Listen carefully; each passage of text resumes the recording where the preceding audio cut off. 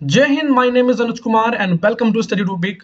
India Maldives controversy में अब एक नया मोड़ आ चुका है, क्योंकि रिसेंटली मालदीव्स ने टर्की से कुछ स्पेशल ड्रोन्स परचेस किए हैं for the surveillance, for the patrolling. अब किस रीजन की पेट्रोलिंग की बात ये कर रहे हैं, क्यों ऐसा जरूरी था, क्या मालदीव्स को ये ड्रोन परचेस करने चाहिए, ऐसा क्यों है कि मालदीव्स ने इन ड्रोन्स को परचेस किया और टर्की से ही क्यों इन ड्रोन्स को परचेस किया, एक बड़ा क्वेश्चन बन जाता है। और सबसे इंपॉर्टेंट बात है कि किससे इनको डर है और किस चीज के लिए सर्विलेंस कर रहे हैं, एक बड़ा क्वेश्चन राइज होता है। यहाँ पर आप आर्टिकल भी पढ़ सकते हैं, Maldives purchase drones from Turkey to patrol countries vast maritime area. अगर हम बात करें कि ये हुआ क्या है, अगर आप इस रीजन को देखोगे कहाँ पर, तो टर्की लाई करता है, ये रीजन टर्की है और यहाँ पर कहीं मालदीव्स देखने के लिए मिलता है। यहाँ पर आप देखोगे तो डिस्टेंस भी बहुत ज्यादा है, इवन ओमान भी काफी दूर है मालदीव से, और टर्की की तो बात करें तो वो तो काफी दूर है। और टर्की एक कंप्लीटली इस्लामिक नेशन है, और वो क्या चीज थी जिसने मालदीव्स को यहाँ पर मोटिवेट किया। इवन अगर आप बात करोगे, जब मालदीव्स में Mohammed Muizzu as a president बनकर आए थे, तो अपनी फर्स्ट ऑफिशियल विजिट के लिए वो टर्की ही गए थे, जो काफी इंडिकेशन देता है इस चीज का। मालदीव्स का जो फ्यूचर है आगे टर्की के साथ, कुछ बेहतर होने वाला है या कुछ बेकार होने वाला है, ये तो आगे आने वाली डेवलपमेंट में पता चलेगा। पर ये साफ-साफ इंडिकेशन देता है कि जो मालदीव्स है, वो टर्की के साथ फ्यूचर में अपने रिलेशंस को ज़्यादा इंप्रूव करना चाहता है। मालदीव्स एक आइलैंड नेशन है। आइलैंड नेशन या हाँ बोलो आर्चिपेलागो नेशन। आर्चिपेलागो बेसिकली हम ग्रुप ऑफ आइलैंड्स को कहते हैं, और जब बहुत सारे आइलैंड्स आपस में मिल जाए और एक कंट्री का फॉर्मेशन करें, तो उसको हम आर्चिपेलागो नेशन कहते हैं। और रिसेंटली जो मालदीव्स ने टर्की से ड्रोन परचेस किए हैं for the patrolling of its EEZ, that is exclusive economic zone. अगर आप मालदीव्स की बात करोगे तो मालदीव्स की इतनी ज़्यादा एरिया नहीं है, और जैसे कह रहे हैं वास्ट इकोनॉमिक एक्सक्लूसिव जोन। अगर आप यहाँ पर भी देखो तो मालदीव्स की एरिया है वो 297.8 किलोमीटर। अगर इसको आप कंपेयर करोगे इंडिया के अंडमान और निकोबार से, तो उसकी एरिया भी इसके कई गुना ज़्यादा है। अगर देखोगे तो ये अप्रोक्सीमेटली 8,249 किलोमीटर है, जिससे साफ साफ पता चलता है जिस एरिया की आप बात कर रहे हैं, वास्ट इकोनॉमिक एक्सक्लूसिव जोन, हाँ वो बड़ा हो सकता है, क्योंकि जो मालदीव्स के आइलैंड्स हैं वो दूर दूर तक फैले हुए हैं, हो सकता है। मगर क्वेश्चन यही अराइज होता है कि क्यों इन ड्रोन्स को इंस्टॉल कर रहा है इंडियन ओशन में। अगर यहाँ पर देखोगे, जो ड्रोन्स बेसिकली टर्की से परचेस किए, उनका नंबर के बारे में नहीं पता है, बट उनके नाम के बारे में पता है। और ये तो आपने सुना होगा, जब मोहम्मद मिजू चाइना से विजिट कर मालदीव वापस आए थे, तो साफ साफ इंडिकेशन मिला था कि कुछ बड़ा तहलका अब मचने वाली है इंडिया और मालदीव रिलेशन में।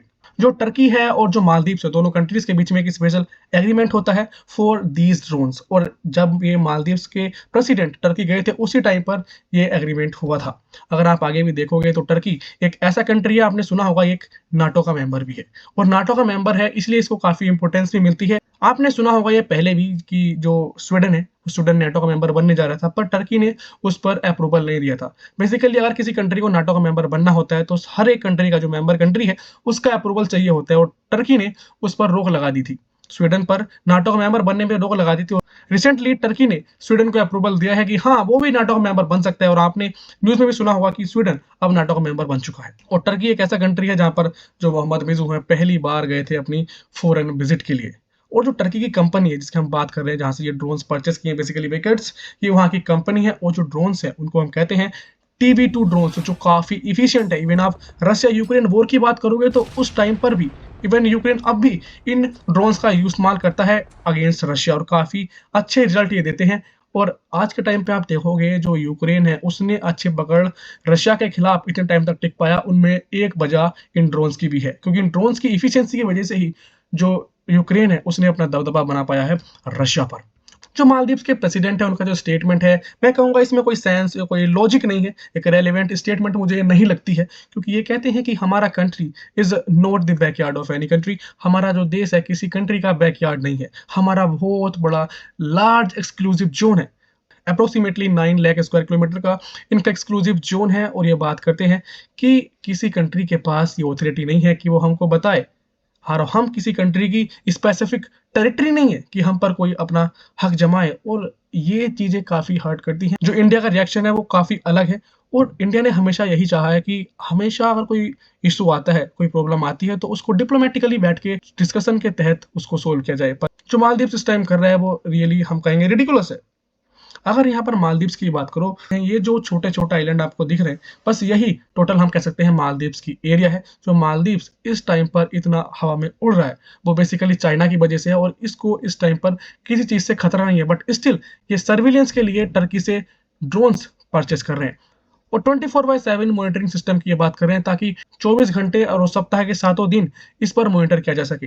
अगर आप यहाँ पर बात करोगे, जो मालदीव्स के इस टाइम इकोनॉमी है, उसको आईएमएफ ने भी वार्निंग दे दी है कि आगे जो मालदीव्स का फ्यूचर है इकोनॉमिकली ब्राइट नहीं होने वाला है। और ये जो ड्रोन्स परचेस किए हैं, आप भी शॉक हो जाओगे कि जो कंट्री का कंटिजेंसी बजट होता है, कंटिजेंसी फंड होता है, वहां से उसका इस्तेमाल करके इन ड्रोन्स को परचेस किया है, जिनकी कॉस्ट अगर बात करोगे तो 37 मिलियन यूएस डॉलर है। अगर मालदीवियन रुपये की बात करें तो 569.8 मिलियन मालदीवियन रुपया इसकी वैल्यू है।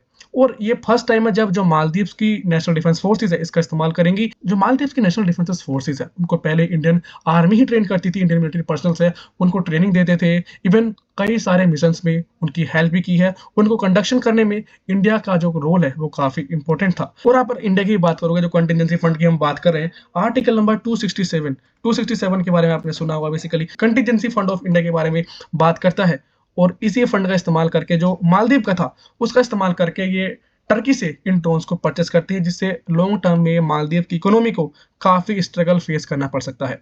और इस टॉपिक से आने वाली अगली नई अपडेट मैं आपको बताता रहूंगा, आपको नोटिफाई करता रहूंगा। आज के लिए इतना ही। Thank you.